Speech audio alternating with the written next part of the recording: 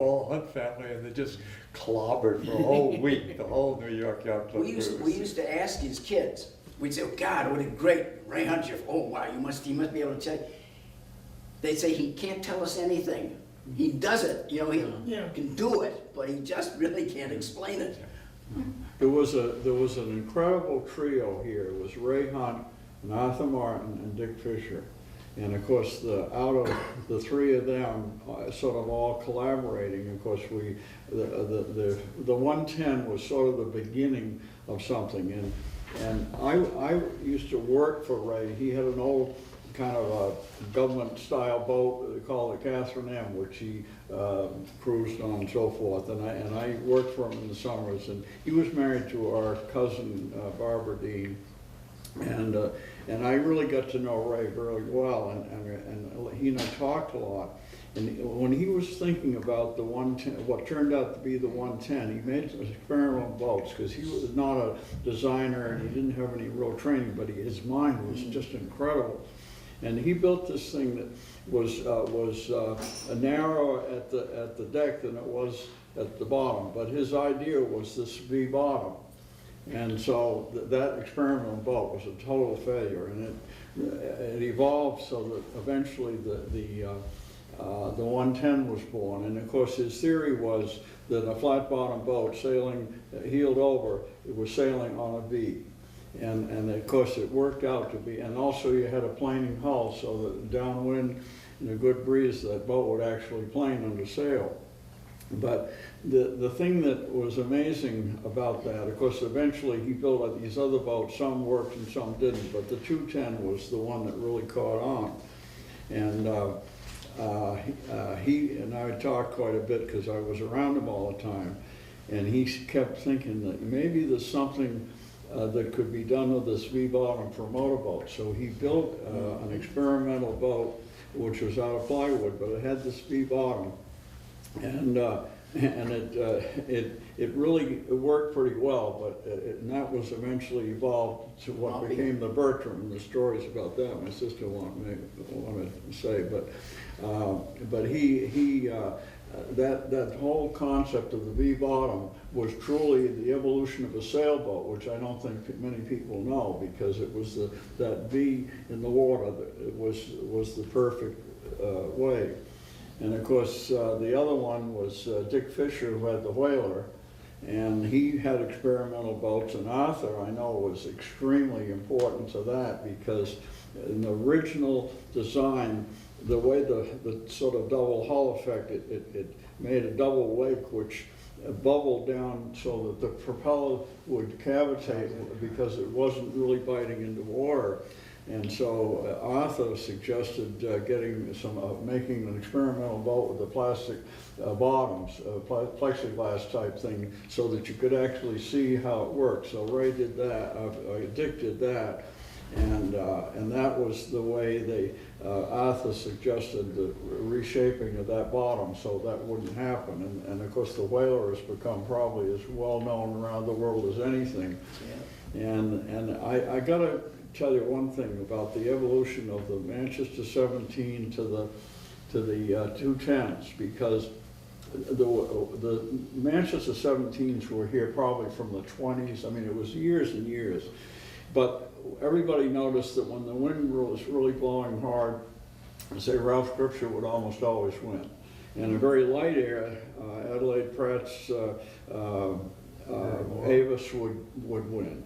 And so they kind of wondered. And so one of our club cruises back in that time was to go up, I think it was the Lawley shipyard up in Quincy, and they had a way of lifting the boat and weighing it. And they found that there was about perhaps an 800-pound difference in the same class from the lightest boat to the heaviest boat, which sort of explained why the results were that way. And I think it made everybody aware that something had to be done, and it was about that time that the 210 evolved from Ray's design, and that's why the change was made to the 210s. And of course, the 210s became very popular, pretty widespread. But these people here had such a profound effect on the yachting world, and of course, the V-bottom thing with Dick Bertram and everything was another whole story, but that. I'd like to. Yeah, no, I'm saving that one for you, Oh, but it's so important to the whole boating world. I mean, almost every fishing boat today, whether it's Hatteras or Viking or whatever, it's got that V bottom, and it's proven its worth, and so I think we sort of stand out in a way for a small community to have so many sort of famous people. And one other person I quickly remember is Phil Benson originated the turtle, which was a sort of an evolution in the spinnaker world, but it was just, I remember we used to be in here Saturday afternoon stopping spinnakers with thread and so forth, and that ended with, and of course it couldn't have been done in a Manchester 17 because the forestay came right to the bow, but the 210, it was set back far enough to put the turtle, so it was a very, a lot of innovations from this club. I'm gonna stop, can I ask you just, I'm gonna change tapes, give me 30 seconds. No, You're supposed to. are we back on yet?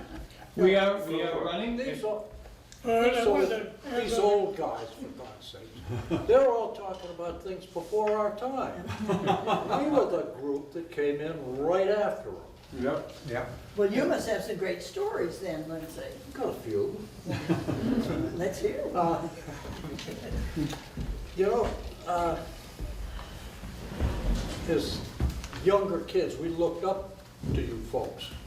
We Even though they really beat did. us up. You guys were, you know, looking up to you, and, which was great. But we had a group that, I guess you could say, carry on. Now, this guy, Marty Grassi, that you guys keep talking about and deifying, he scared the hell out of me when I was a kid. You know, you're right, he didn't say much, but he didn't have to, because the way he looked at me all the time, I just knew that I didn't do something right. And that's, I agree with you that he was nice, but, and a great mentor, but I don't recall him teaching me sailing. He just pushed me off and forgot about it. That's the way you talk. And I bugged him, because when I'd come down and say, Marty, I'm going sailing. And he'd say, yeah, but don't go out the harbor. I was 8 years old, no, don't go out the harbor, stay in the harbor. Okay. And I'd wait for Marty, looking up here. And when he went in the kitchen or someplace and he wasn't out front here, zip out the harbor I think.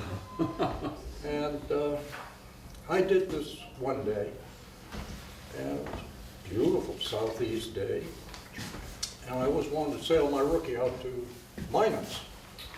So I did. I went out to Minus and back, and it was the afternoon. I didn't have a watch, and I'm just having a blast, and I'm come sailing back in, and I thought, geez, it must be getting late, the sun's getting kind of low. And pretty soon I was off the blades on the way in, and here comes the allure out with my father in his business suit. He'd come home from work, where's Lindsay? Well, he's down at the yacht club. What, at this time? He comes down to the yacht club, gets Marty, where's Lindsay? He says, I don't know, I haven't seen him. And, uh-oh. So they're coming out, and I see them coming out, and I said to myself, I'm in trouble. And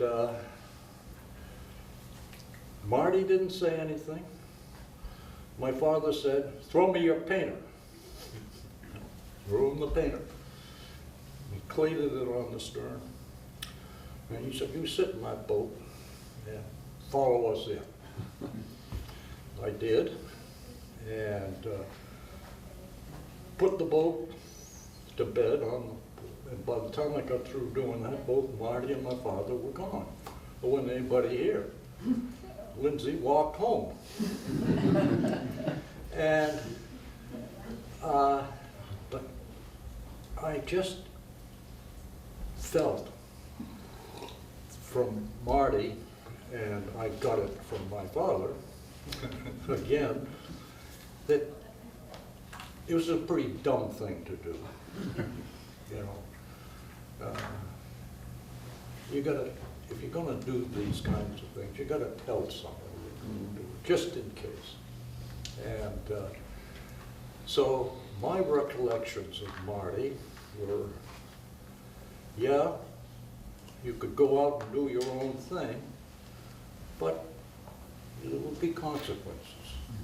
And Ross, tell the story about us getting a bunch of rookies together and going over it. I don't think Marty objected to that. I think he knew we were doing it. I When think we got the fleet, yeah. those of us who wanted to do it, probably 8 or 10 of us, and we caught the rising tide going up Briggs's Harbor, which is, you know, Up the winds through the salt marshes over toward North Situate.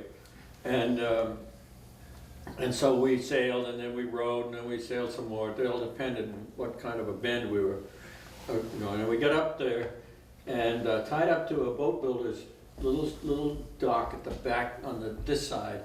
And then Minot Beach. and Minot Beach, and there was a big sea running out at the other side of Minot Beach, and surf was coming in. And so we took the rig out of Clark Williams' Rookie, dragged it up and over the road and down to Minot Beach, and we got out offshore a little, you know, 50 yards or something at the most, and took turns riding this Rookie into the beach. I don't know what was left at the bottom when we got through, but we had a hell of a good day. And then the tide turned, and we came down with the current. And, no after effects as far as I remember, but that was one of our more adventurous Rookie cruises. There was another one that we went up. What's the name of this place over here? Mill? No, The Gulf? it goes by Parker Avenue. Bailey Street, sorry, I couldn't dredge it up. And we went up there in our rookies one day, and there's a big rock up there. And so the water's warm, so we went swimming. And Al Elliott liked to be the first of doing a lot of things. And so he got up to the top of the rock and took a big swan dive approach. And unfortunately, not only did he come up with a face full of mud, having hit the bottom, he also hit a rock, so he had a few scratches on him. But he was a pretty tough guy, and he survived very well. So we did things like that. And then the club had that 110 the Burgee, and the Durant family had the Scares Me. And we didn't have a 110 in our family, but Lindsay would get in the Scares Me, and I would get in the Burgee, and we looked like Kilroy was here, because we were so small, we just about see over the combing. And we just sailed around the harbor, and that was fine with Marty. He was good about that kind of stuff, as long as we didn't hit anything. You know, I was in the bar, one of life's embarrassing moments. I was in the Burgee, like you say, I asked Marty, can I take it? Just the mainsail. Yeah. And Ralph Scripture, who was Commodore on Flash, had a dinghy that was black along with the boat, and it was a beautiful dinghy. And he had it tied up off the stern. And I T-boned his dinghy, and he was on board. And he, you know, the 17 had a little cuddy cabin. I don't know, he was down there doing something, probably pumping it out. But anyway, he came up out of there, and here's this 8, 9-year-old kid. Like you say, I couldn't see the dinghy. I didn't see it was there. And there was another man. Yeah. Didn't say anything, but if a look could tell. Yeah. And I, of course, he, you know, I was that big. One of life's. But he was a fine gentleman too. Yeah. He was the Commodore during the war When years. I went off into the Navy, he called my dad, and he said, I got something that he might use. He was in the naval officer in the Second World War, maybe the first. First. First. He was around here during the Civil Yeah, War too. and what he had for me, and I used it, was a greatcoat. Now, the Navy hadn't changed the designs of greatcoats since the First World War. This thing was made of some cloth that was so dense, I could actually stand it up and walk inside it with my arms out and look as though I was at attention. The thing was warm, oh my God. So I used it in North Atlantic, I used it all over, and I think at some point in there, when did Ralph die? Do you remember? 1947, Yeah, 48 maybe. yeah. The, leading up to that, he and my father thought instead of hauling the 17s over on the Priest Beach and tying them off to a big stone on either side so they could clean the bottoms, that the yacht club ought to have a railway. And so, father being an engineer, engineered the railway, and I can remember going to the Scriptures house with different models, one with wheels and one with rollers and this, that, and the other thing. And anyway, it ended up that they built the railway out here. The Junior Yacht Club built that railway, and I drove a lot of piles for it. Were you big enough to swing that, Yes.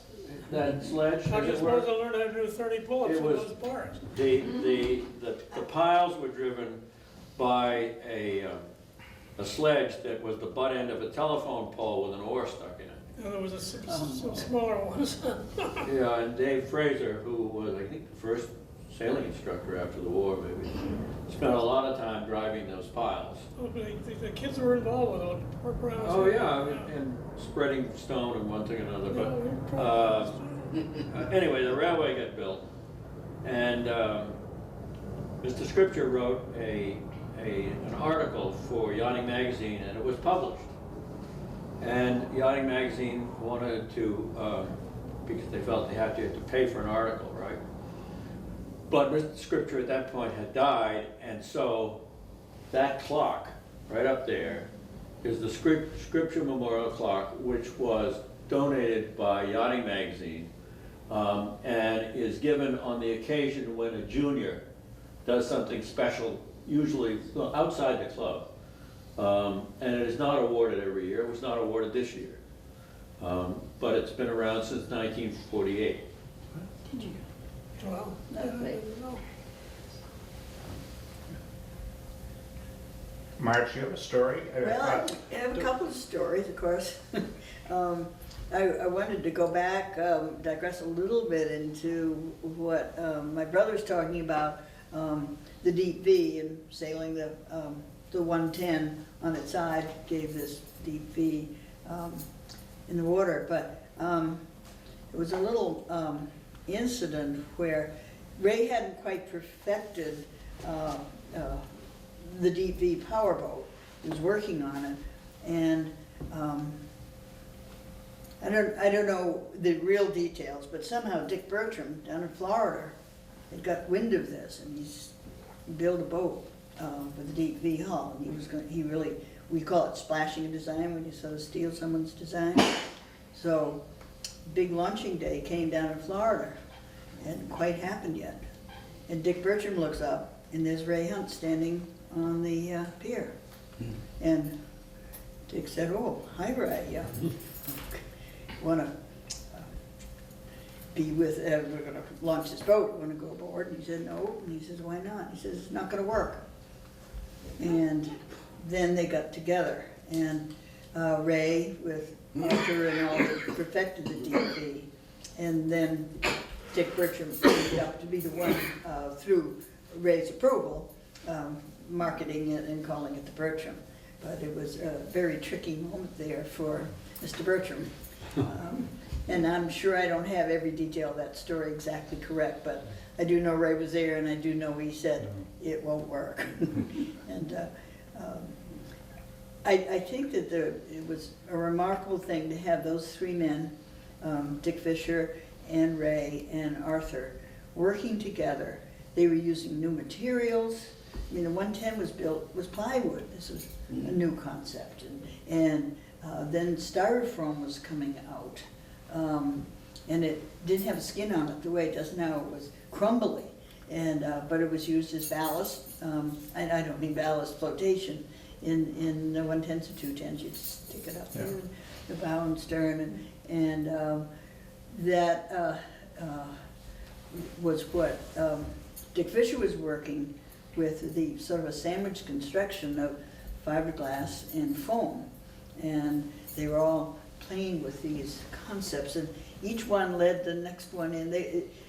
Woody just said, you know, was it jealousy or in competition? And there wasn't. They were just all these wonderful, great minds throwing out ideas and helping. And Arthur, being a naval architect, could often just come up with a solution, as Gift described at the cavitation with the Boston Whaler, and change things just a little bit, and how they worked as a team. And Ray always had this, he'd come up with this great idea, and Arthur would say, well, I don't know, Ray. And he said, well, that's just a detail. You can figure that out. He just kept coming up with these ideas, and they worked it out together. And what a rare experience for those three men to have each other. And all this happened right off Arcohasset Yacht Club. The thing I wanted to mention earlier, what Kip was talking, was that Ray built, I think, 4 different prototypes. Say that, what was the 4 question? different prototypes. Mm-hmm. And the first one was a prototype 210, it was about 27 or 28 feet long. And the final design was the one that went into production at 29 feet, 10 inches or whatever it is. And then he built a 510. He built a 310 Yeah. at the same time as the 27 footer. And then he built a 410, which was really a predecessor of the Shoulders that had a round hull, but that one was narrow and had a thin keel. Yeah. And I went sailing on that one. Then he built the 510, of course, which we all remember. And I sailed in every one of those boats, though, one time or another. Oh, that's incredible. There were 6 of those, they were the large size. I don't know if it was the 410 or something, but it was a straight-sided like a 110, only it was really big. Yeah. And they were up at the Lawley shipbuilding, and somehow or other Ray had sold all these unsold boats to the Cape Cod shipbuilding, and so Dick Fisher and wives and Ray and wives and me took the Catherine M with 6 of these boats in tow all the way down to the Cape Cod Canal.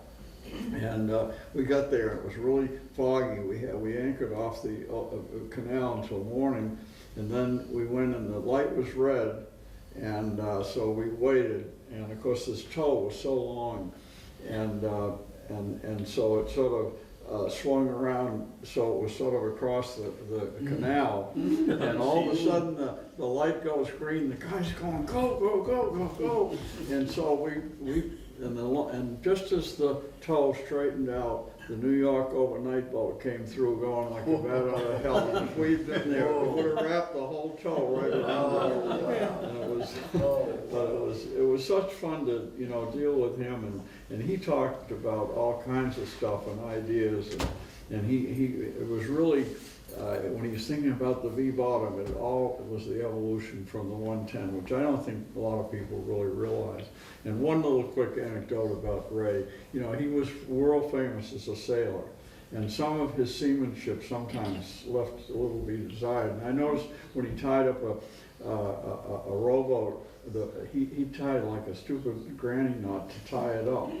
And I said, Ray, I said, here you are going all over for your sailing.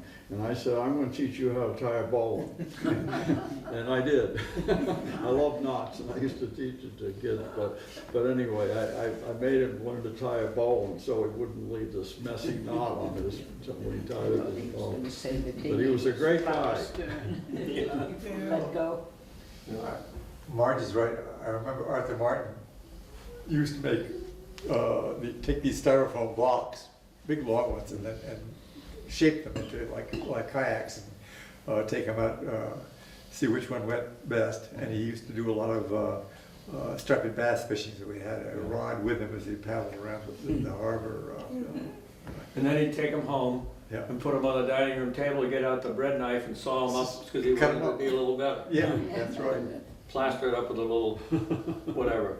But you So had it to would use float. styrene. Styrene, yeah, that's For the resins for the fiberglass, because the other kind of resins would He's melt. never satisfied. Yeah, but, well, again, like Ray Yeah. and Dick, these ideas are just constant, but it was very, very clever. And after we married, yeah, I sort of come into Arthur after he'd done all those things, except he was still being creative. And he decided to build a little kayak for my youngest son, so he could go with us, because we were kayaking in those days.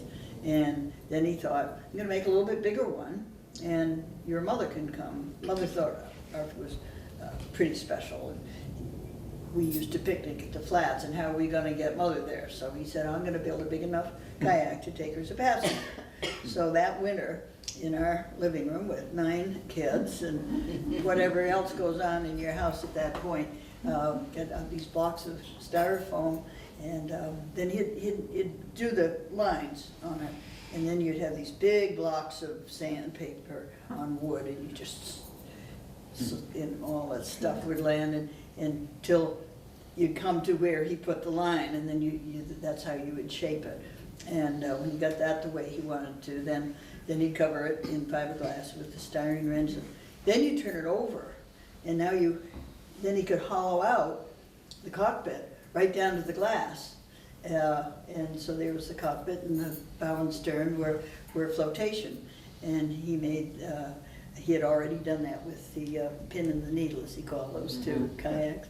And so he made this little bitty one for Dick, and he said, what are you gonna name your boat? And he says, I'm gonna call it my yacht, Y-O-T. So he had a little bitty yacht, and he made a very lightweight paddle for him, and then this bigger one. Well, Mom unfortunately got a malignant brain tumor and died very quickly, and so she never saw her boat that we named the Dot.